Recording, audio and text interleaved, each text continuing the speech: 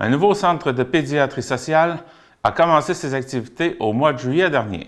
Pour connaître les services offerts, je suis allé à la rencontre de Nadine Cyr, coordonnatrice à l'Accroche-Cœur.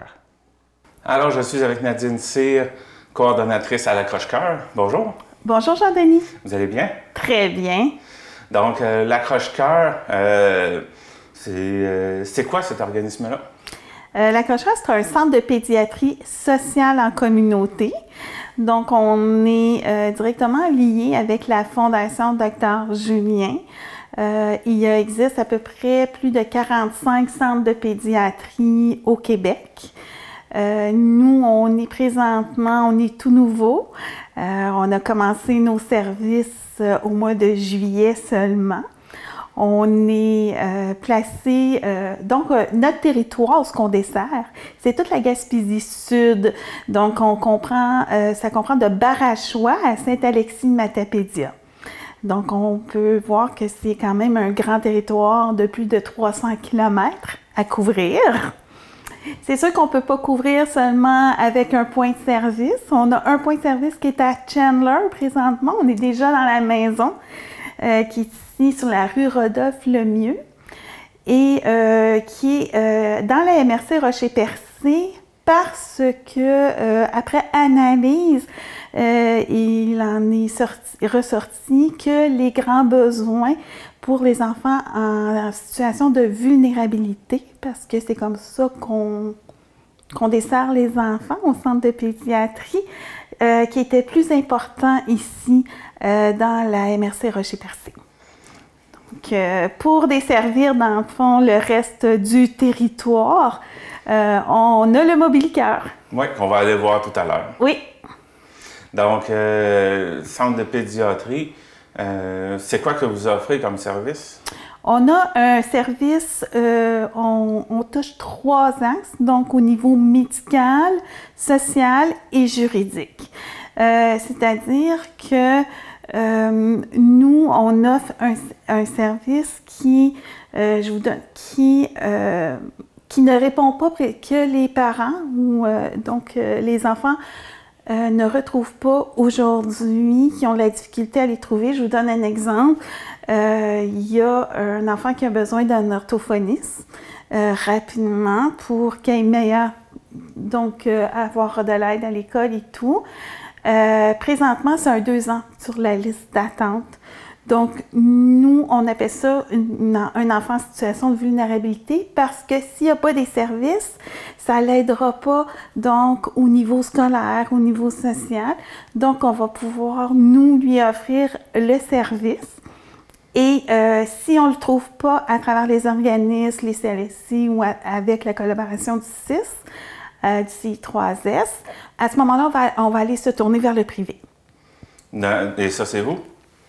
Le privé? Ou Nous, non, on va aller chercher des professionnels. Ah, OK. Oui, on va aller chercher des orthophonistes. Mais sinon, avant d'en arriver à vous, est-ce que le processus doit être fait avec les médecins au CI3S avant de dire, bon, ben, on va aller voir l'Accroche-Cœur? Bien, c'est pas au CI3S. Ici, on a déjà des pédiatres. J'ai déjà 2 pédiatres médecins de famille. J'ai déjà 2 médecins de famille qui sont ici attitrés au MRC Rocher-Percé. J'en ai une qui est plus vers la baie des Chaleurs et j'ai 2 adjointes cliniques qui sont des travailleuses sociales. Donc, la première, comment ça fonctionne en fin de compte, c'est que quand il y a un besoin qui se ressent, que ce soit un parent ou que ce soit un professionnel ou même les gens du CIS qui disent « ben là, cette famille-là, ils en ont vraiment besoin, l'enfant en a vraiment besoin, mais on n'est pas capable de répondre à leurs besoins. » Alors, ils nous appellent et nous, donc les travailleuses, les adjointes cliniques, travailleuses sociales, font une pré-évaluation qui appelle pour savoir si l'enfant répond pour être en situation de vulnérabilité. S'il répond besoin, à ce moment-là, on va leur donner un rendez-vous. C'est un premier rendez-vous avec médecin et travail social, les parents et tout ça. Et il va s'ensuite, en plus d'un plan, pour être capable de répondre aux besoins de l'enfant. Tu parlais de 3 volets, ça c'en est un? Oui. Les 2 autres? Ils vont à l'intérieur aussi du plan de suivi. Ça veut dire que si on peut arriver qu'un parent, il y a un logement qui est insalubre, elle a besoin d'aide parce qu'elle n'arrive pas avec son propriétaire à s'entendre pour arranger son appartement, on sait que ça touche directement l'enfant aussi. Donc, on va avoir un service juridique qui va pouvoir le soutenir dans la démarche. Et donc, les travailleurs sociaux vont être là pour soutenir, suivre avec elle la démarche pour pas être seul. Et ensuite, il y a le côté juridique aussi. Oui, ça fait partie du côté juridique. Côté social, ça peut être un enfant qui vit beaucoup d'anxiété, à l'école ou peu importe, puis qui a besoin d'un suivi, à ce moment-là, on va être capable de lui en donner. C'est sûr qu'on est là pour répondre aux besoins qui n'existent pas, c'est ça qui est important. Puis, il y a des parents aussi qui ont plus confiance au système d'aujourd'hui, fait qu'on est là pour eux aussi. Je pense que c'est important de ne pas échapper personne, qu'il n'y a pas aucun enfant qui se retrouve en deux chaises, que tous peuvent avoir un service, peu importe leur situation. C'est quoi la tranche d'âge qui est desservie par l'Accroche-Cœur? Nous, c'est 0-18 ans. Et qui on retrouve dans l'équipe de l'Accroche-Cœur? Donc, on a les médecins, comme je vous disais, médecins ou pédiatres. Et j'ai les deux adjointes cliniques présentement qui sont travailleuses sociales. Il y a moi, la coordonnatrice, et les autres vont venir plus par contrat. Donc, si on peut engager une psychoéducatrice, une orthophoniste, on peut aussi, ce qu'on essaie de voir, c'est travailler aussi avec l'art-thérapie ou la musicothérapie. Donc, c'est des avenues qu'on regarde. Il y a des médecins qui sont engagés ici? Bien, on n'engage pas les médecins. Les médecins sont payés tous par la RAMQ. Mais eux, ils décident de venir donner, dans le fond, leur temps ici au centre de pédiatrie. Et pour plus tard, à court ou moyen terme, c'est quoi que vous attendez comme développement? Vous parliez d'avoir peut-être un professionnel de plus. Oui. Qu'est-ce que vous pouvez... Bien, c'est sûr nous, présentement, on est rendu à peu près une vingtaine d'enfants qu'on a commencé seulement depuis juillet. Dans la première année, avec la Fondation Dr Julien, il est demandé d'avoir au moins 70 enfants, ce qui ne nous inquiète pas trop pour la première année, étant donné la grandeur du territoire. Ce qu'on aimerait plus, c'est, oui, présentement, on a le Mobilicœur qui sert de clinique mobile ou d'aller voir les autres organismes pour offrir le service plus dans la baie des Chaleurs. Et ce qu'on aimerait plus, c'est avoir un point de service aussi, dans la baie des Chaleurs, comme ici. Présentement, on a plusieurs organismes, par contre, qui sont prêts à nous prêter des locaux, donc pour faire nos cliniques quand même, comme une demi-journée, ce qu'on peut y aller. Et par contre, on aimerait bien quand même plus être fixe. En ce moment, est-ce que il y a d'autres services comme l'Accroche-Cœur ailleurs dans la Gaspésie? Le centre de pédiatrie, on est 3 centres en Gaspésie. Donc, nous, on dessert la Gaspésie-Sud. On a le centre de pédiatrie, la Haute-Gaspésie, qui dessert plus Cap-Chat et Sainte-Anne-des-Monts. Et on a celui Côte-de-Gaspé, donc qui dessert plus Gaspé, Murdochville et tout ça. J'ai l'impression que c'est vous qui avez le plus gros territoire. Tout à fait. Tout à fait. Et pour le couvrir, vous avez dit que vous avez le Mobilicœur. On s'en va voir ça? Exactement, avec plaisir. Mais... Donc, on est à l'intérieur du Mobilicœur. Oui. Qu'est-ce qu'on y retrouve? Bien, dans le fond, on y retrouve la même chose qu'on peut retrouver à l'intérieur de la maison pour accueillir les familles, les enfants, pour une clinique. Donc, ce qu'on va retrouver ici, on a une toilette qui est à proximité, qui est juste ici. OK? Donc, on a accès. On a aussi une table d'examen, ici. Donc, avec la table d'examen, Il y a aussi des tables et des chaises où on peut, comme dans la cuisine, dans le fond, comment ça se passe? C'est convivial et on les accueille dans notre cuisine chez nous pour faire nos rencontres. Donc, c'est vraiment ça. Il faut qu'ils se sentent chez soi. C'est vraiment l'important. Et ce qui est important, vous voyez des rideaux, on a aussi comme ça à l'intérieur, c'est pour l'intimité, dans le fond, pour faire les examens cliniques. OK? Pourquoi un rideau, puis pourquoi pas fermé? Parce qu'on appelle ça une discussion à deux voix.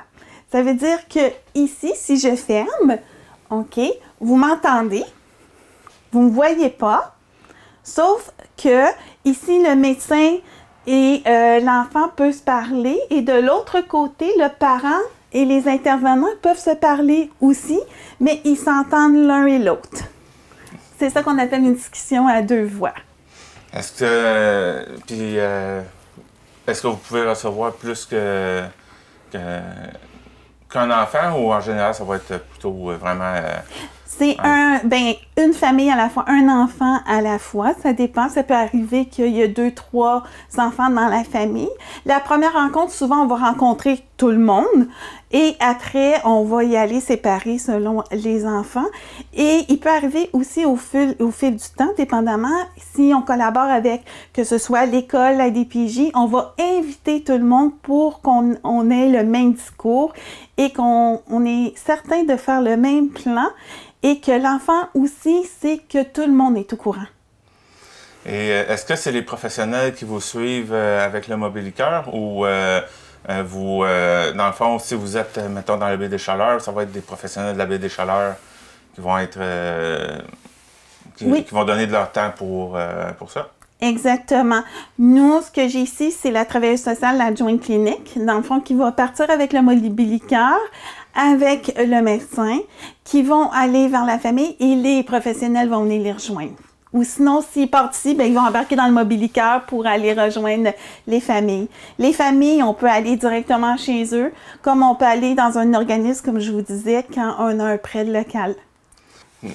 Pour pouvoir comment je dirais ça?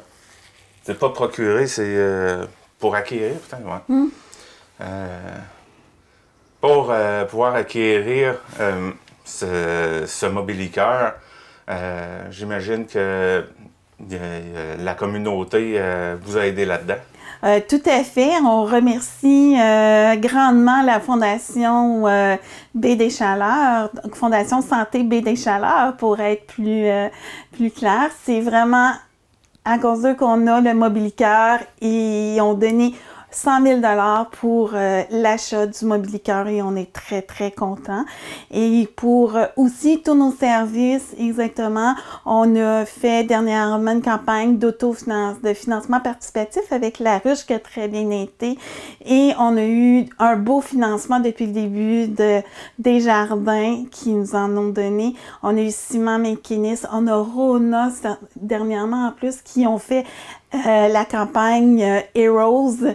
Pour nous, on est très fiers. On a plusieurs partenaires comme ça, la Chambre de commerce, la Fondation, les services ambulanciers Baie des Chaleurs, Service santé aussi de la baie. Donc, on est très, très contents. Ou j'ai peut-être fait le contraire, c'est Service ambulancier de la baie et Service secours Baie des Chaleurs. Donc, mais on est très, très, très fiers. Et sans eux, ben, on ne serait pas là. Et ça continue, ça prend, comme on dit, avec la Fondation Dr Julien, il faut tout un village pour élever un enfant. Donc, quand on dit un village, ben, c'est toute notre communauté. Comme vous dites, pour l'instant, vous en avez 20, mais une vingtaine, mais c'est une vingtaine en, 2 ou 3 mois. Exact. Donc, je crois que vous allez être capable d'atteindre le 70. Assez facilement. Je crois qu'on a tout dit? Je crois que oui. Eh bien, Nadine Cyr, coordonnatrice de l'Accroche-Cœur, merci de m'avoir reçu. Merci Jean-Denis. C'est moi qui vous remercie.